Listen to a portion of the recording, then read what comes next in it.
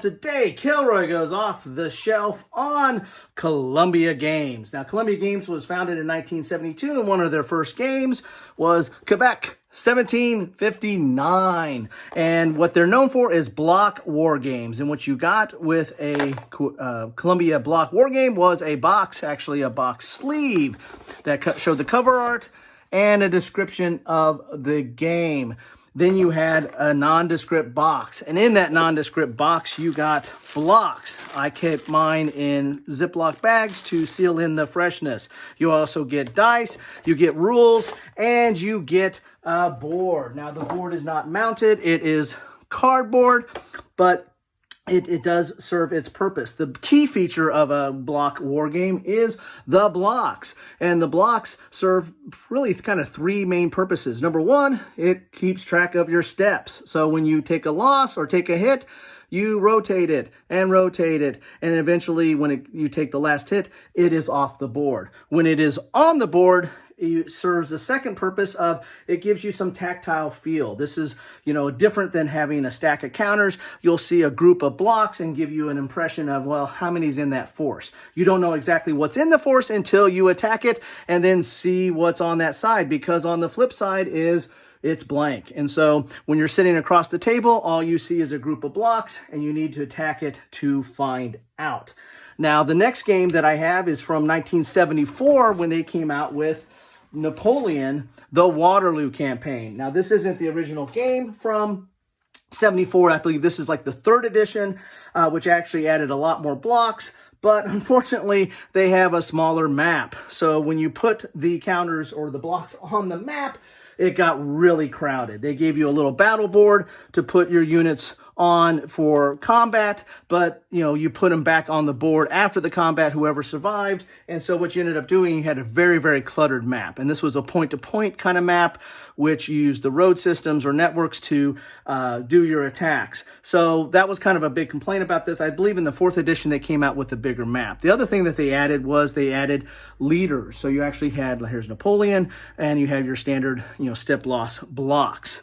The next thing that I have is from 1994, which is their card games. Now, in the 90s, early 90s, collectible card games with Magic and Pokemon was all the rage. And, I keep my cards in the sleeve because I collected, Magic cards and other collectible card games. And also, this was a holdover from when I collected baseball cards. But they came out with 3 Civil War games, Bull Run, Shiloh, and Gettysburg, and they also came out with Eagles, which dealt with the battle surrounding Waterloo. And these were basically the cards you would set up into 3 ranks. You would have a right flank and a left flank, and then a center flank, and then you roll dice for the combat and get hits. But it had somewhat of a collectible nature. When you bought the packs, you didn't know exactly which cards you were going to get. Eventually, you could buy the whole sets. But this was my first introduction to Columbia Games. I actually bought this card games first before I got into their war games or their boxed games. The next one that came out for me, at least that I have in my collection, is Hammer of the Scots from 2002. Now, this is their highest ranked game on Board Game Geek, and kind of spawned a whole series of games that they have after that. Because one of the things they introduced they might have introduced it earlier, but at least in Hammer of Scots, they had action cards. So you have these action cards and events that you could kind of play, and that determined your movement or actions through the turn, and then you did your combat. And again, it had the blocks. There's good old William Wallace, but you had your step blocks as well. And this, as you can see, is more of an area different from Napoleon. This is more of an area movement map. There was also seasons and other things that came into this game, but that is Hammer of the Scots. The next one that I have is Liberté, which dealt with the American Revolution. And as you can see here, this one has hexes, and it still had your card system for actions, but they had, instead of events, they had like these supply cards, which served a purpose.